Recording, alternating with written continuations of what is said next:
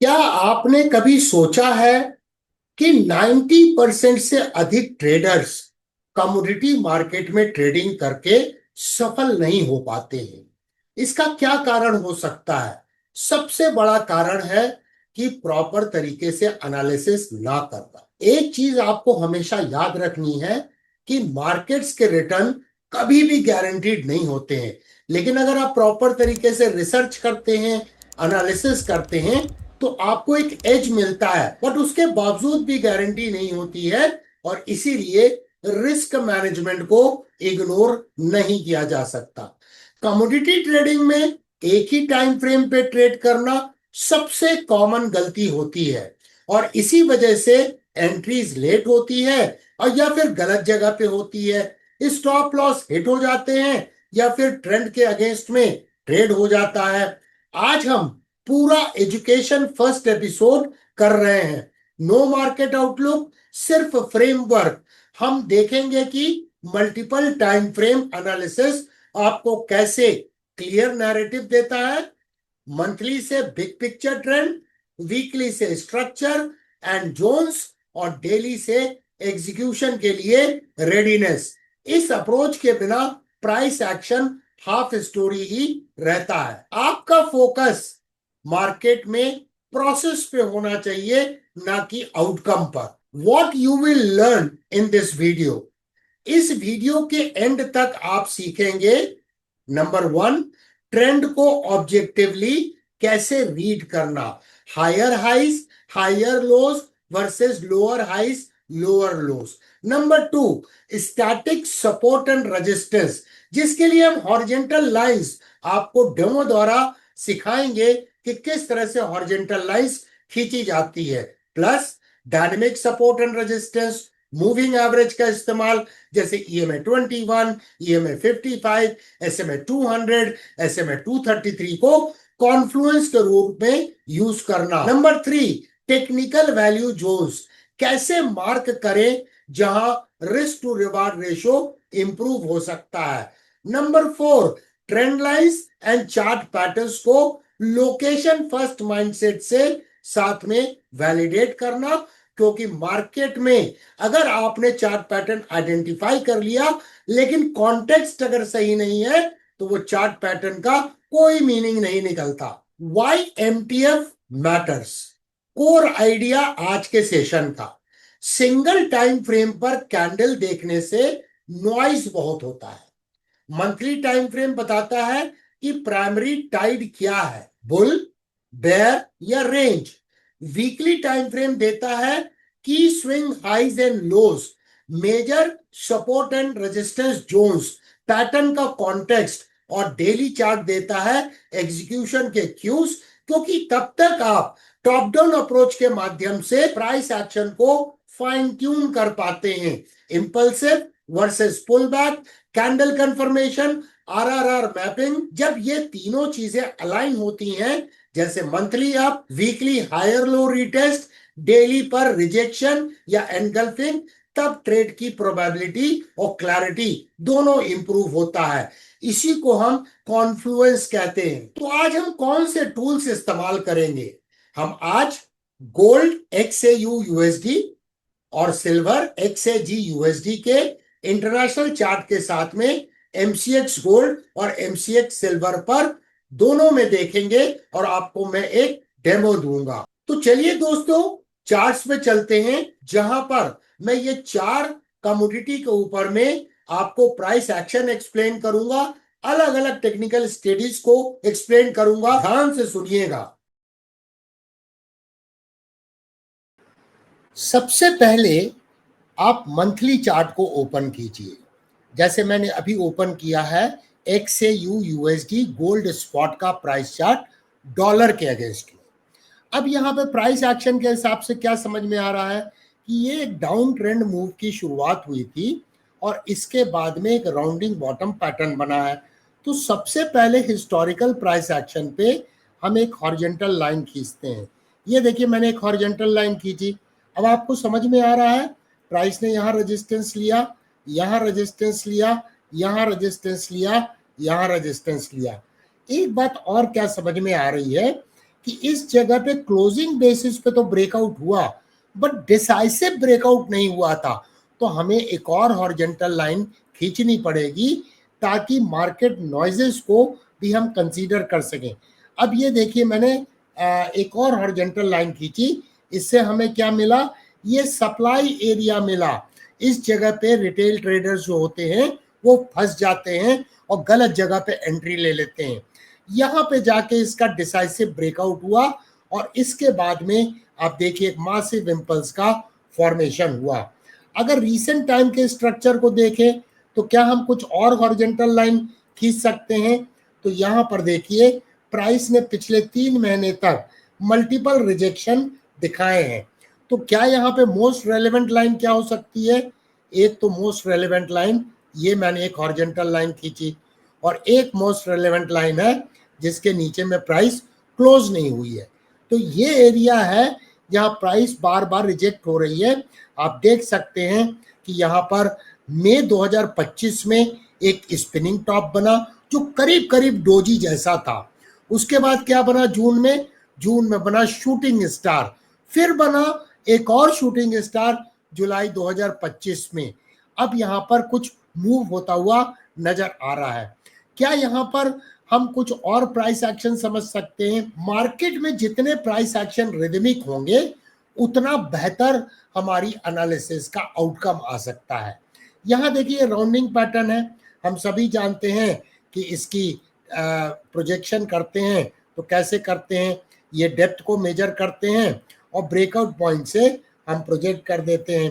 तो अगर हम फिबोनाची एक्सपेंशन टूल का इस्तेमाल करें और इसको प्रोजेक्ट करें तो आपको क्या समझ में आ रहा है, ये प्राइस क्यों कंसोलिडेट कर रही है? इसका आंसर हमको मिल जाता है क्योंकि 100% एक्सपेंशन का लेवल के पास में ये प्राइस रिजेक्शन देखा जा रहा था जो पहले से एक्सपेक्टेड था।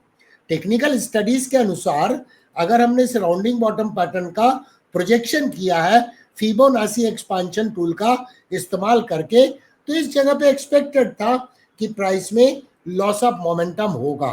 तो यहां तक आपको समझ में आ गया। एक चीज और बता दूं कि ये ग्रीन कलर की लाइन EMA 20 है, ये ब्लू कलर की लाइन जो है EMA 55 है जिसका इस्तेमाल मैं करता हूं, और ये देखिए SMA 144 है, येलो कलर की लाइन SMA 200 है और ग्रे कलर SMA 233 है।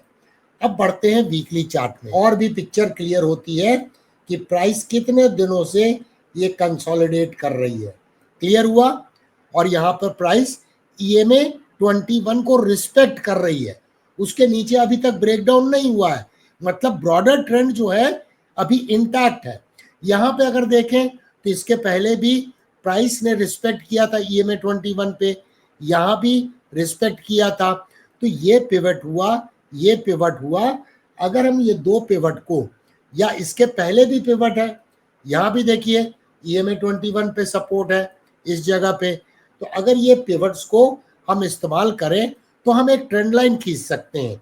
देखिए मैं आपको ट्रेंड लाइन खींच के दिखा रहा हूं, ये देखिए हमें किसी भी ट्रेंड लाइन में मिनिमम 3 टच पॉइंट्स चाहिए, मिल गए हमें। टच पॉइंट नंबर 1, 2, 3 करीब करीब यहाँ भी टेस्ट किया है। तो ये ट्रेंड लाइन एक ब्रॉडर पिक्चर है, जब तक इस ट्रेंड लाइन का ब्रेकडाउन नहीं होता है तब तक बुलिश ट्रेंड जो है वो इंटैक्ट नजर आ रहा है। दूसरा, अगर इसका ब्रेकआउट होता है, जो प्राइस कंसोलिडेट कर रही है, तो यहाँ पर बुलिश फ्लैग का भी ब्रेकआउट होने की संभावना बन सकती है। अब बढ़ते हैं डेली प्राइस चार्ट में, और भी पिक्चर क्लियर हो जाती है। देखिए प्राइस का सपोर्ट, प्राइस का सपोर्ट, प्राइस का सपोर्ट, प्राइस का रेजिस्टेंस, प्राइस का रेजिस्टेंस, प्राइस का रेजिस्टेंस। अब जैसा मैंने शुरू में बोला, हम फाइन ट्यून कर सकते हैं, तो ये अपर वाले फाइबर को हम ऊपर ले जा रहे हैं। ये देखिए क्यों ऊपर ले गए, क्योंकि हम प्राइस एक्शन को फाइन ट्यून कर रहे हैं। यहाँ पे सारे क्लोजिंग पॉइंट को हम कंसीडर करके इसे ज्वाइन कर रहे हैं। तो हमें क्या मिला, एक और स्ट्रक्चर मिल गया कि ये एक इंपॉर्टेंट रेजिस्टेंस एरिया है। क्या हम कोई ट्रेंड लाइन खींच सकते हैं?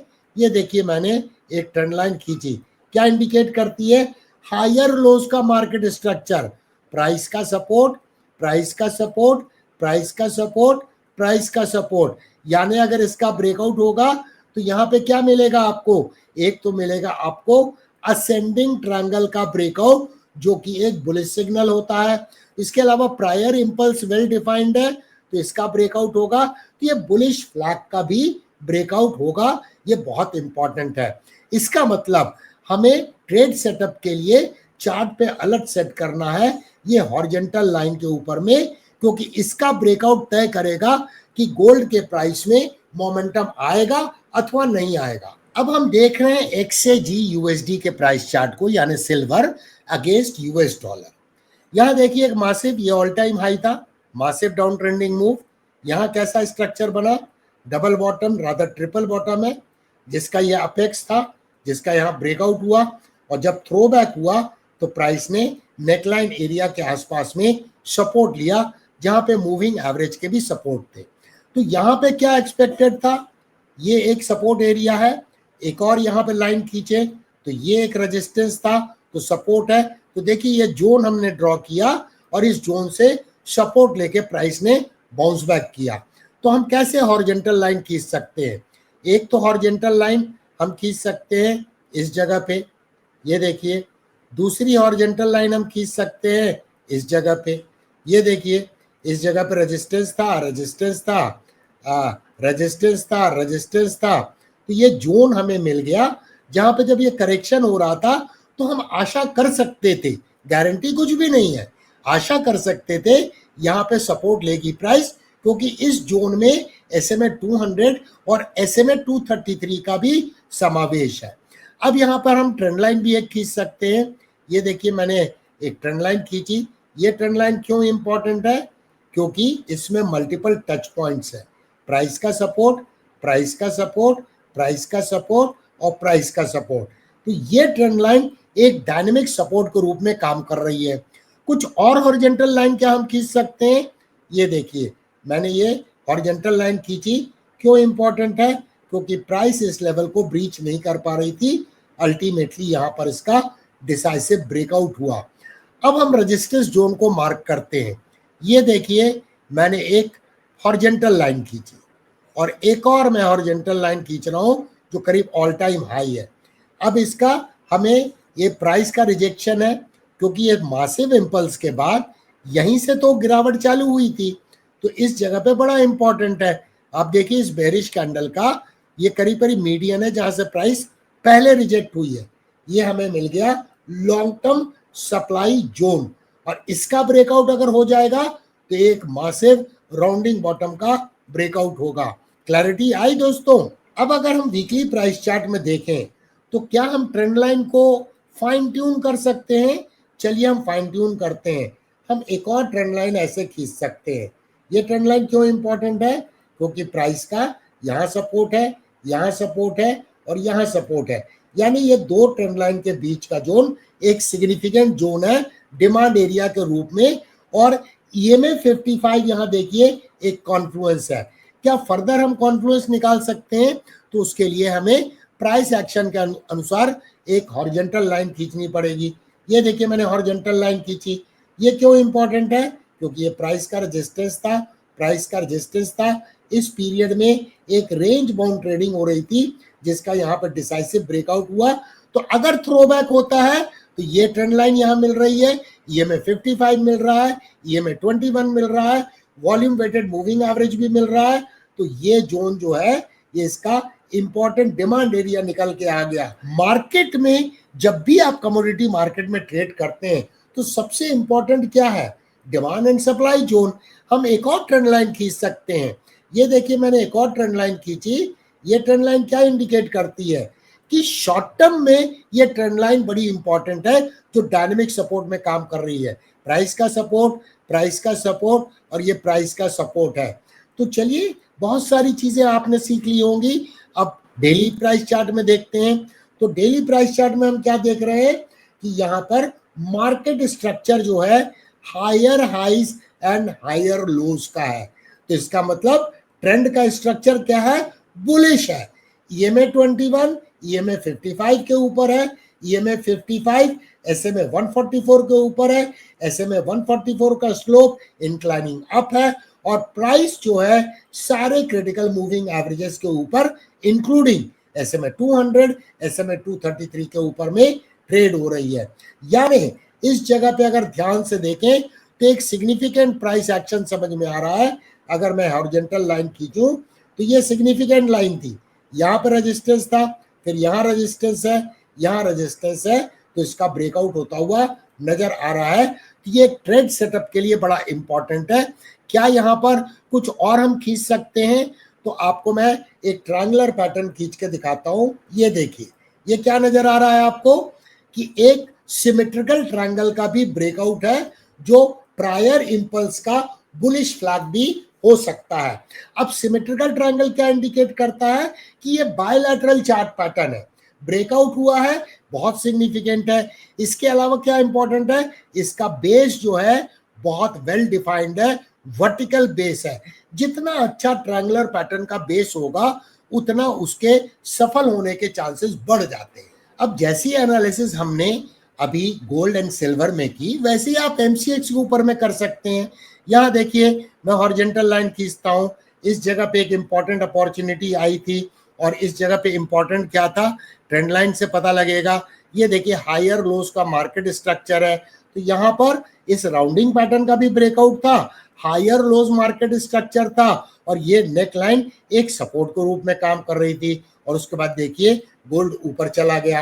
अब जाते हैं वीकली प्राइस चार्ट में। अब यहाँ पर ध्यान से देखिए कि एक मासिव इंपल्स के बाद में इस जगह पे प्राइस रेजिस्टेंस ले रही है और यहाँ स्ट्रक्चर कैसा है, हायर लोस का स्ट्रक्चर है। अगर इसका ब्रेकआउट होगा तो कैसा ब्रेकआउट होगा, असेंडिंग ट्रायंगल का ब्रेकआउट होगा और साथ में ये असेंडिंग ट्रायंगल को अगर इस इंपल्स से कंबाइन कर देंगे तो बुलिश फ्लैग का भी ब्रेकआउट होगा। ओवरऑल ट्रेंड बुलिश है और जब भी मीन रिवर्जन होता है तो EMA 21 एक सपोर्ट के रूप में काम करती है। ये हिस्टोरिकल प्राइस एक्शन से हमें पता लगता है। डेली चार्ट में अगर देखें तो बहुत क्लियर समझ में आ रहा है। मैं हॉरिजॉन्टल लाइन खींच के दिखाता हूँ। ये देखिए प्राइस कहीं ना कहीं इस रेंज में ट्रेड हो रही है और ये रेंज बहुत इंपॉर्टेंट है। रियल मोमेंटम तब डेवलप होगा जब इस रेंज का ब्रेकआउट होगा। लेकिन स्ट्रक्चर में स्ट्रेंथ क्यों है, बुल क्यों कंट्रोल में नजर आ रहे हैं, ये ट्रेंड लाइन से पता लगेगा। ये ट्रेंड लाइन को हम फाइन ट्यून कर रहे हैं और ये देखिए मैंने फाइन ट्यून किया। यहाँ पे देखिए प्राइस का सपोर्ट, प्राइस का सपोर्ट, प्राइस का मल्टीपल सपोर्ट है प्राइस के। तो क्या इंडिकेट करता है, हायर लोज का मार्केट स्ट्रक्चर यानी बुल्स कंट्रोल में है। ये MCX सिल्वर का मंथली चार्ट है।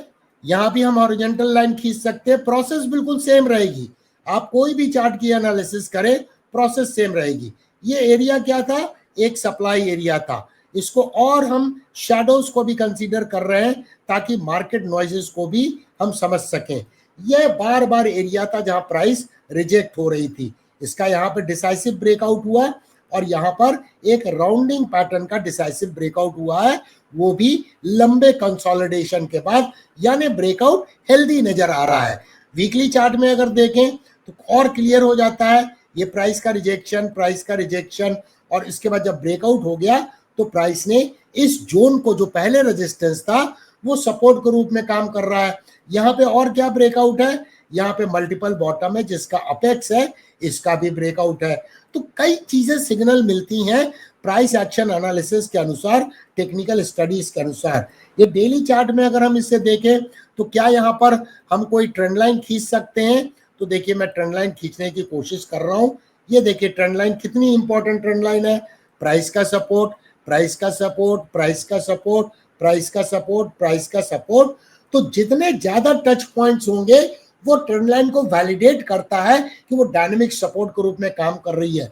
और इस जगह में एक एडिशनल वैलिडेशन क्या है कि EMA 55 जो अपने आप में डायनेमिक सपोर्ट है वो काम कर रही है। क्या यहाँ पर हम कुछ स्ट्रक्चर खींच सकते हैं? तो देखिए मैं आपको खींच के दिखाता हूँ, उससे आपको और क्लैरिटी आएगी। ये देखिए मैंने खींचा और ये खींचा तो ट्रायंगुलर पैटर्न बन गया जिसका ब्रेकआउट नजर आ रहा है। तो हो सकता है कि प्राइस थोड़ा सा रेजिस्टेंस ले, क्योंकि यहाँ पर मल्टीपल टच पॉइंट्स हैं जहाँ पे प्राइस ने पहले भी रेजिस्टेंस लिया था। यहाँ देखिए शूटिंग स्टार बना था, फिर प्राइस यहाँ रिजेक्ट हुई, फिर यहाँ शूटिंग स्टार बना, प्राइस यहाँ रिजेक्ट हुई विद बेरिश एंगल्फिंग। तो इसका डिसाइसिव ब्रेकआउट नहीं हुआ है, इसलिए सावधानी बरतना अत्यंत आवश्यक हो जाता है। तो आज के सेशन का कंक्लूजन क्या है? Multi time frame technical analysis से कॉन्टेक्स्ट मिलता है, जिससे प्राइस एक्शन रिफाइन होता है, स्टॉप लॉस लॉजिकली बनता है और इंपल्सिव ट्रेड कम होते हैं।